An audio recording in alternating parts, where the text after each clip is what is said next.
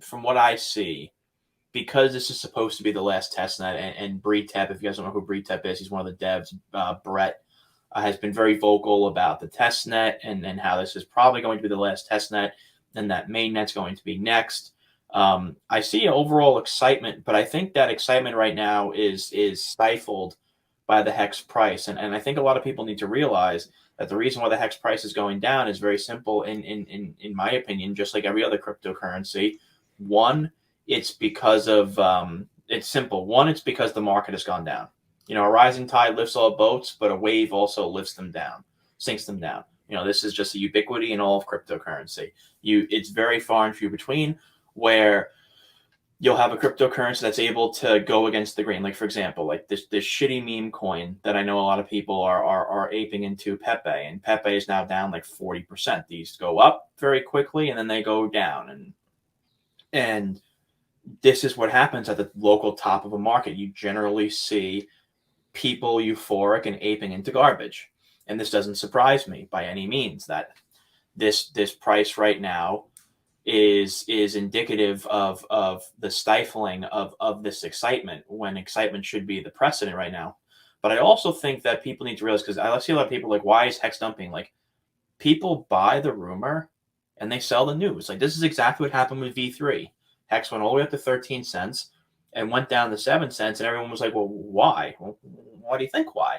I said rhetorically, not to you, but like, it's simple. Because people are going to people buy the rumor and they hype up the rumor. And we all know V3 has been hyped up for the last year, because I remember making a video on how to connect to V2B in March of 2022. And then V3 came out a year later. So there's a year of bent up excitement. And then you have V4, which really was not that much excitement, because you only really had a 2-week span of V3 to V4. So sure, there's an excitement, but it's basically just an offset of the excitement that existed for V3. So this doesn't surprise me. Overall, I think the PulseChain community is very excited for PulseChain. However, I do believe with the utmost sincerity that this market downturn is playing a role in the influence and the precedent of excitement surrounding PulseChain. And when you see HEX at, my vision is so bad, so let me see what that is. It's about 6 cents. Yeah. It's down 50% from where it was at V3. So people are, disappointed. Everyone's, pissed off. And like, I would say, like, guys, we're not in a bull market. Does it look bullish right now? Not financial advice, but I don't think we're going to 50K tomorrow. But I do believe right now we're in a crab market where you're going to have little mini rallies and you're going to have downturns. And the way that I'm indicating, like, I had a feeling this market was going to go down, because I saw 30K and I saw people aping into garbage meme coins, and that's generally an indicator of a local top. And it doesn't surprise me. And then look at what happened today. Bitcoin's at like 27.3. Will probably, in my opinion, go down a little bit more, but we'll see. But the sentiment is driven by the totality of this market, unless your coin goes against the grain surrounding price action. So if HEX was 12 cents right now, people would be very, very, very, very like hyped up for V4, but it's stifled because of this price. So in essence, I think there's excitement surrounding PulseChain, but I think it's very latent right now because of the price of HEX. Yeah, and just graphics is a comment too. That's actually very good information. We have a massive liquidity wall at 0.54. Yeah. So if you're thinking about, just to your point, you were saying, hey, do we think this is going to go much lower? Good time to buy before launch, all this stuff. If you just logically look at it and say, hey, they got to eat through a massive liquidity wall at 0.45. Yep. So, and we're at 0.59 right now. Yep. Not financial advice. However, if you think PulseChain is going to launch in the next few weeks or so, and you don't think there'll be some massive event that'll just murder crypto and take HEX down with it, how much correlated do you think we are right now with the launch coming up, and how many people want their PHEX? Yeah, make your own choices, but I think that's very good information. The liquidity wall to 0.45 or 0.54. Exactly. Well said. That's where I kind of look at it right now, where it's like, I feel like this is kind of a boy who cried wolf type thing, where I think someone in the chat kind of put it perfectly. people don't want to get their hopes up just to be let down again. And I kind of agree with that 100%, where it's like, we're told at a specific time, which is fine. Again, software is difficult and it's hard to gauge time frames, which is fine. But at the same time, that doesn't change sentiment. Sentiment changes.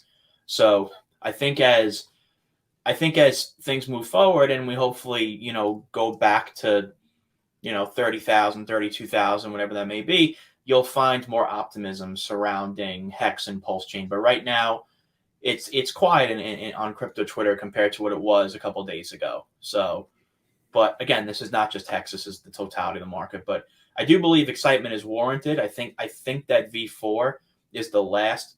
I think V4. I'm not a dev, but I think V4 will be the last testnet, because the whole reason why V4 was created was because of the inflation and validator rewards, which have been fixed. So I don't foresee another reason why they'd create a V5. Fixed? You mean the bug that was 1,000x less APY? That bug got fixed? Yeah, and now it's like a 35% APY. Just to clarify, everyone, I'm joking on that. It wasn't a bug. It was literally a parameter change. But like, it's so funny. It's so extreme now, and a lot of people are asking, "Hey, is 34% going to last?" Well, I think the common way of thinking about it is the more validators we have, the more API Y goes down. We got 4K right now. If we have 40K, maybe it goes down to a multiple 10 of that. So 3.4, which is what around, I believe it was Dev Huey was telling me, that's what around Ethereum is right now for validating. So it's almost like it makes too much sense what we're doing here, huh? But the thing is, and that's a very good point, because even if the APR, because I came out with a short a couple days ago, I think it was yesterday actually, about the 35% APR. And the reason why I did that was because could the validator rewards go down? Absolutely. We're already seeing it on testnet with more validators launching.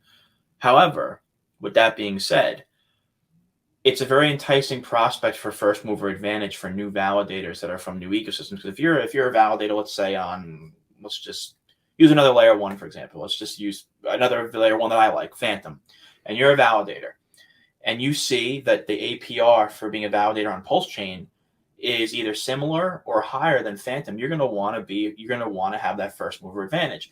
And then you're going to have that cultural blockchain diffusion where you'll have a validator that works on Phantom, that worked on Solana, that worked on Ethereum, that's on BSC, that will come onto PulseChain because they want to have that first mover advantage to have that high APR. And then you're going to see the laggards come in last. But the thing about those laggards is they're going to learn about validators from pre-existing validators from other communities. Because right now, I feel like the validators that we see now are more than likely predominantly in this community. But as we start, expanding that APR and expanding that word of mouth, well, that's a big deal. So I think it's good news. And again, like, this is actually a really good sentiment here. Also, nobody cares about V4. I don't know if I want to go say that, but they're definitely from an empirical perspective, there definitely was much more excitement when V3 was launched than V4.